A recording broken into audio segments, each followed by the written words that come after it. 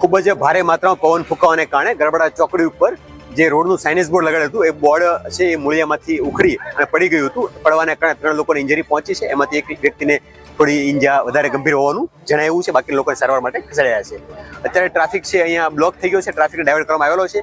જે લોકો ગરબડા રોડથી દાહોદ તરફ આવી રહ્યા છે એ લોકોને ગરબડા ચોકડી થઈ નગરાળા થઈ કડવા કોતર થઈને હાઈવે ઉપર મળી શકે છે. અને જે લોકો દાહોદ થી ગરબડા જઈ રહ્યા છે એ લોકો પણ નસીરપુર દરગાહ પાસે થઈ ત્યાંના કટ પાસે થઈ નગરાળા ગામમાં થઈ જેસાવાડાથી અથવા કડવા કોતર થઈ અને ફરીથી આ રોડ ઉપર મળી શકે. ખૂબ જ ભારે માત્રામાં પવન ફૂંકાવાને કારણે ગરબડા ચોકડી ઉપર જે રોડનું સાઇનેજ બોર્ડ લગાડ્યું હતું એ બોર્ડ છે એ મૂળિયામાંથી ઉખડી અને પડી ગયું હતું. પડવાને કારણે 3 લોકોને ઇન્જરી પહોંચી છે. એમાંથી એક વ્યક્તિને થોડી ઈજા વધારે ગંભીર હોવાનું જણાવ્યું છે. બાકી લોકોને સારવાર માટે ખસેડાયા છે.